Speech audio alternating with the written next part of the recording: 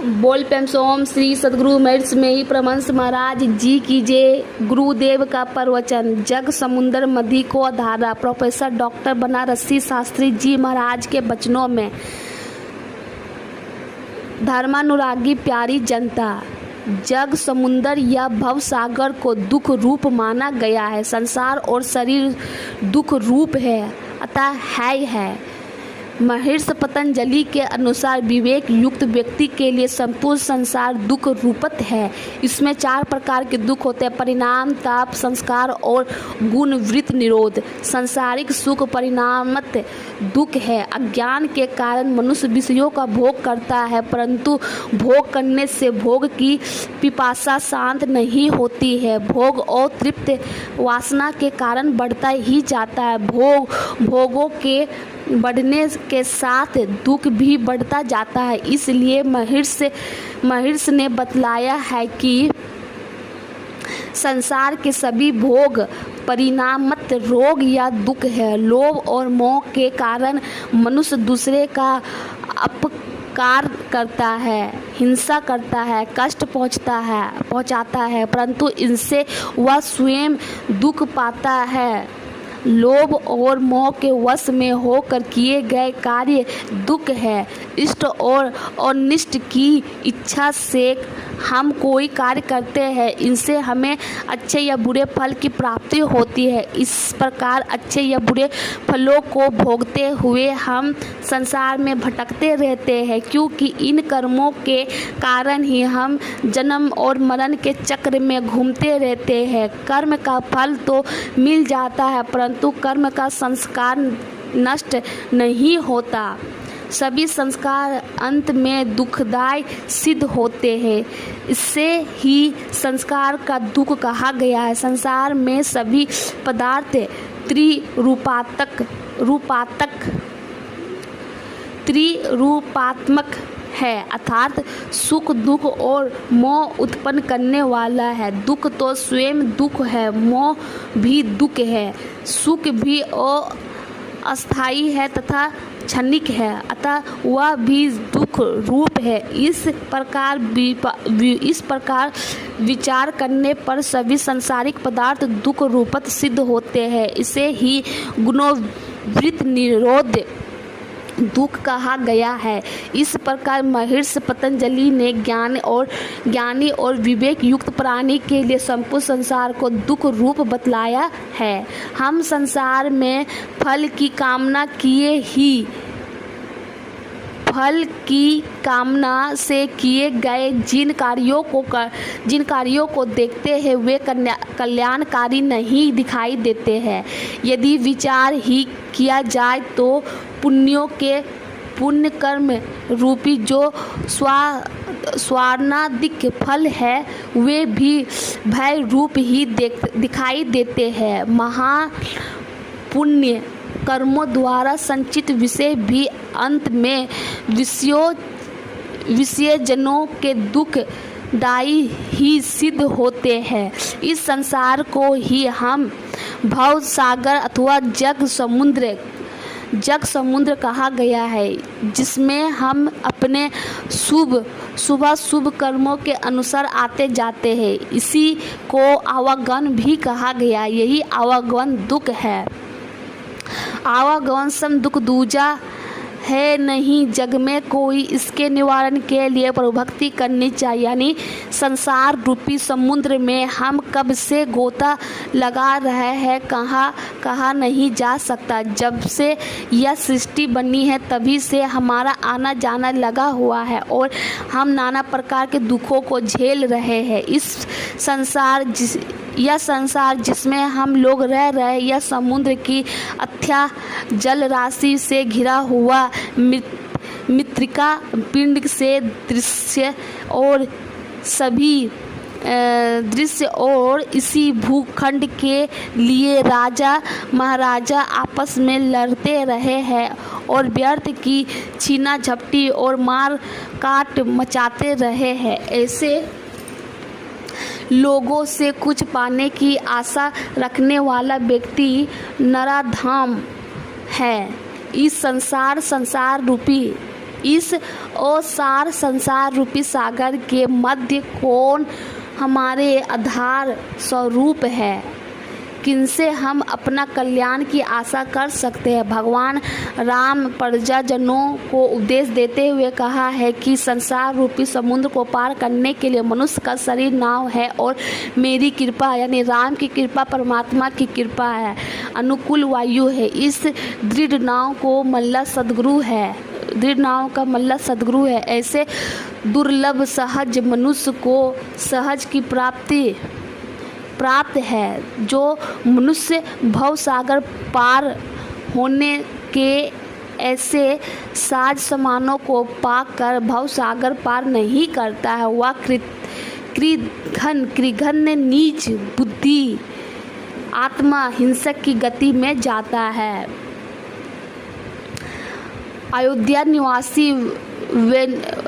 निवासी वैष्णव संत पूज्यपाद रघुनंदन दास जी रचित विश्राम सागर नामक सदग्रंथ से लक्ष्मण श्री राम प्रश्नोत्तर शतक के अंतर्गत लक्ष्मण जी के 100 प्रश्नों और श्री राम जी के 100 उत्तर का वर्णन है। लक्ष्मण जी का प्रश्न है कि संसार रूपी समुद्र के मध्य डूबते हुए जीव के लिए आधार स्वरूप क्या है। श्री राम का उत्तर है कृपालु गुरु की चरण नौका देखने में आती है। लक्ष्मण जी का प्रश्न है गुरु कौन है। श्री राम जी का उत्तर है जो शिष्यों को हित का बोध प्रदान करे। लक्ष्मण जी का प्रश्न शिष्य कौन है। श्री राम जी का उत्तर है जो गुरु के हित कारण वचनों को सुने और उस पर चले। गरुड़ काकभूषुंडी संवाद के अंतर्गत काकभूषुंडी जी की बातों से प्रसन्न होकर गरुड़ जी ने उन्हें प्रणाम करते हुए तथा भगवान श्री राम का स्वरूप मानते हुए निवेदन करते हैं। काकभूषुंडी जी जैसे गुरु को पाकर ही गरुड़ जी के मोह का विनाश होता है तथा राम के अनुपम रहस्य को वो जान लेते हैं। अपने सदाचरण से तथा गुरु की आज्ञा पालन से गुरु को संतुष्ट करना ही गुरु की सेवा है। गुरु गीता में भगवान शिव माता पार्वती से कहते हैं कि महादेवी सद्गुरु के संतोष मात्र से करोड़ों जन्मों के जप तप एवं व्रत आदि क्रियाएं सफल हो जाती है। सुमुखे जो अपने विद्या बल एवं तप बल के गर्व में गुरु सेवा नहीं करते हैं वह अभागा है। फिर वे स्वयं यानी ब्रह्मा विष्णु महेश अथवा देव ऋषि पितर किन्नर अथवा कोई भी क्यों ना हो, यही नहीं सिद्ध चरण यश एवं मुनिजन भी गुरु सेवा से रहित होने पर हत भाग्य ही कहे जाएंगे। गुरु भाव परम तीर्थ है, इसके बिना अन्य सारे तीर्थ निरर्थक है। सत्य तो यह है कि सारे तीर्थ सद्गुरु देव के पांव के अंगूठे में आश्रय ग्रहण करते हैं।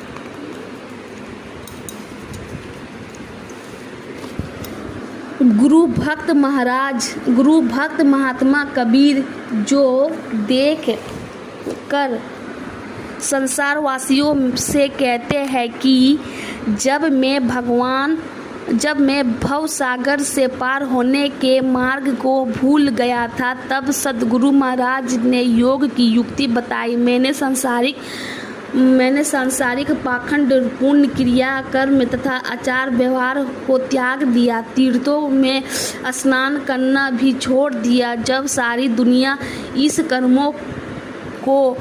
कर्मों को चतुराई से कर रही थी तब मैं ही योग कर्म पर चलने के लिए पागल बना हुआ था। ब्रह्म आडंबर सेवा बंदगी घंटी बजाना मूर्ति को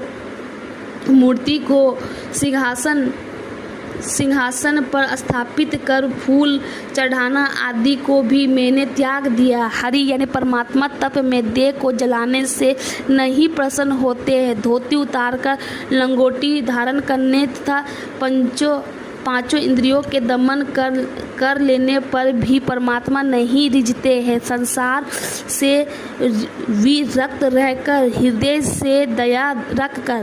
में दया रखकर धर्म का पालन करते हुए सभी जीवों में जो